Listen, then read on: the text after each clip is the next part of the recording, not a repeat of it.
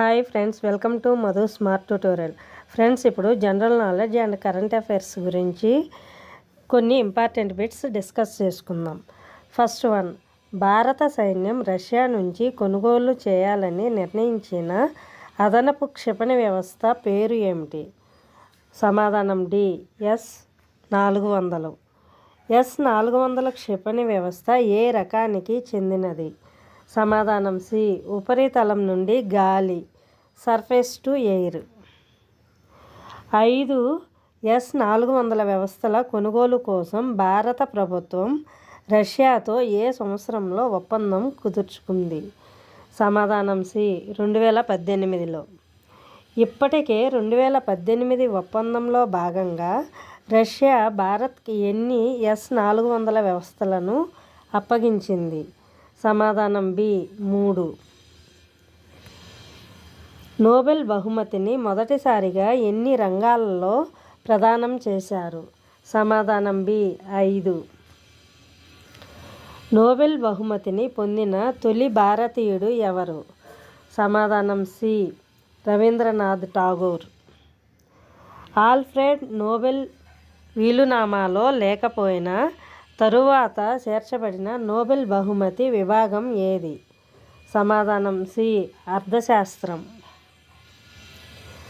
Nobel శాంతి బహుమతిని ఏ నగరంలో ప్రదానం చేస్తారు? సమాధానం సి, ఓస్లో. నోబెల్ బహుమతిని ప్రతి సంవత్సరం ఏ తేదీన ప్రదానం చేస్తారు? సమాధానం సి, డిసెంబర్ 10. వైద్యశాస్త్రంలో నోబెల్ బహుమతిని ప్రదానం చేసే సంస్థ ఏది? సమాధానం సి, కరోలిన్స్కా ఇన్స్టిట్యూట్. 1901లో భౌతిక శాస్త్రంలో మొదటి నోబెల్ బహుమతి అందుకున్న విల్హెల్మ్ కాన్రాడ్ రాంట్జెన్ దేనిని కనుగొన్నారు? సమాధానం సి, ఎక్స్రే కిరణాలు. నోబెల్ విజేతలకు బహుమతులను ప్రధానంగా ఎవరు అందజేస్తారు? సమాధానం సి, స్వీడన్ రాజు. రవీంద్రనాథ్ ఠాగూర్కు ఏ సంవత్సరంలో నోబెల్ బహుమతి లభించింది? సమాధానం బి, 1913. నోబెల్ అవార్డుల నిష్పాక్షికత కోసం నామినీలు లేదా నామినేటర్ల వివరాలను ఎన్ని సంవత్సరాల వరకు గోప్యంగా ఉంచుతారు? సమాధానం సి, 50 సంవత్సరాలు. నోబెల్ బహుమతి విజేతలను ప్రకటించే ప్రక్రియ ఏ తేదీల మధ్య కొనసాగనుంది? సమాధానం బి, అక్టోబర్ 6 నుంచి అక్టోబర్ 13 వరకు. నోబెల్ బహుమతి ప్రధానంగా ఎన్ని విభాగాల్లో ప్రదానం చేస్తారు? సమాధానం బి, 6 విభాగాల్లో. వైద్య, భౌతిక, రసాయన, సాహిత్యం, శాంతి, ఆర్థిక శాస్త్రాలలో. నోబెల్ బహుమతుల ఎంపిక ప్రక్రియలో నిష్పాక్షికతను నిర్ధారించడానికి నామినీలు మరియు నామినేటర్ల గుర్తింపులను ఎంతకాలం పాటు గోప్యంగా ఉంచుతారు? సమాధానం సి, 50 ఏళ్ళు. నోబెల్ బహుమతికి అర్హులైన వారిని నామినేట్ చేసే అధికారం ఎవరికి ఉండదు? సమాధానం సి, స్వీయ నామినీలకు. నోబెల్ శాంతి బహుమతిని ఎంపిక చేసే కమిటీని ఎవరు నియమిస్తారు? సమాధానం సి, నార్వే పార్లమెంటు. సాహిత్యంలో నోబెల్ బహుమతికి అభ్యర్థులను ఖరారు చేసే అకాడమీ ఏది? సమాధానం సి, స్వీడన్ అకాడమీ. నోబెల్ శాంతి బహుమతి ఎంపికకు సారథ్యం వహించే నార్వేజియన్ నోబెల్ కమిటీలో ఎంతమంది సభ్యులు ఉంటారు? సమాధానం బి, 5. శక్తి తుఫాను ప్రధానంగా ఏ సముద్రంలో ఏర్పడింది? సమాధానం సి, ఉత్తర తూర్పు అరేబియా సముద్రం. శక్తి తుఫానుకు ఏ దేశం పేరు పెట్టింది? సమాధానం సి, శ్రీలంక. శక్తి తుఫానుకు ప్రభావంతో ముంబైతో పాటు తీవ్రంగా ప్రభావితమయ్యే తీర ప్రాంత జిల్లాల్లో లేనిది ఏది? సమాధానం C, Pune. Japan liberal democratic party LDP కొత్త అధ్యక్షురాలిగా ఎవరు ఎన్నికయ్యారు? సమాధానం C, Sanae Takaichi. Sanae Takaichi Japan చరిత్రలో ఏ అరుదైన ఘనతను సాధించబోతున్నారు? సమాధానం బి, జపాన్ తొలి మహిళా ప్రధానమంత్రి? సనే తకైచీని ఏ పేరుతో పిలుస్తారు? సమాధానం సి. ఉక్కు మహిళ, ఐరన్ లేడీ.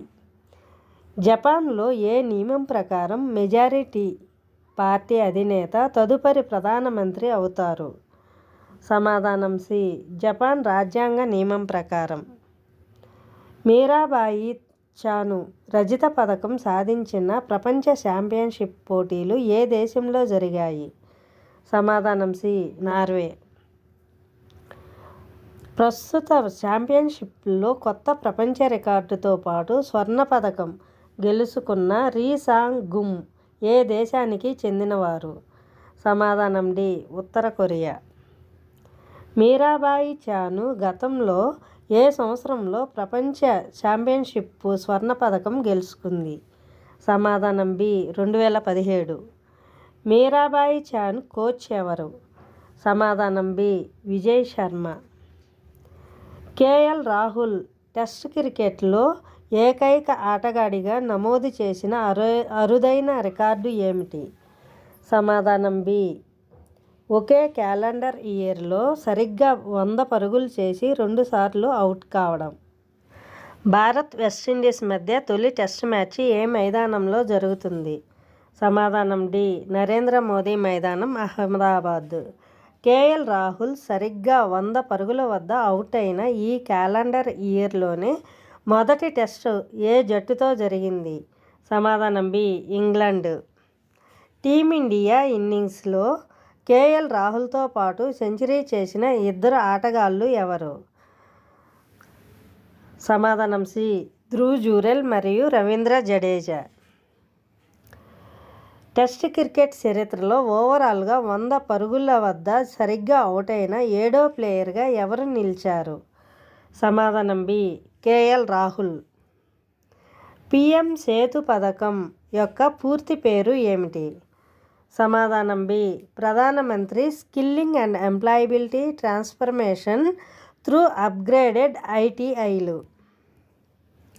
పిఎం సేతు పథకం ఏ రకమైన పథకం? సమాధానం బి. కేంద్ర ప్రభుత్వ ప్రాయోజిత పథకం. గాజా స్ట్రిప్ను ప్రస్తుతం ఎవరు నియంత్రిస్తున్నారు? సమాధానం సి. హమాస్.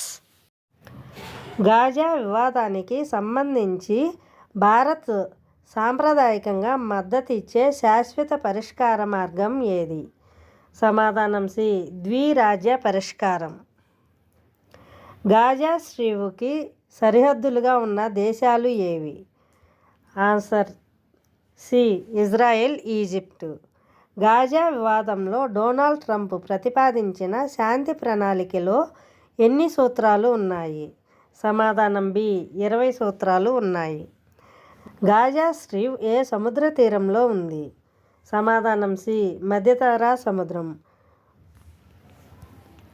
గాజా మరియు వెస్ట్ బ్యాంక్ ఏ ప్రాంతంగా పరిగణించబడతాయి? సమాధానం సి. పాలస్తీనా భూభాగాలు. Thank you for watching this video. Thank you friends. ఈ వీడియో మీకు నచ్చినట్లయితే లైక్ చేసి మీ ఫ్రెండ్స్కి తప్పకుండా షేర్ చేయండి. అదేవిధంగా ఇప్పటి వరకు సబ్స్క్రైబ్ చేసుకోకపోతే సబ్స్క్రైబ్ చేసి బెల్ ఐకాన్ నొక్కండి.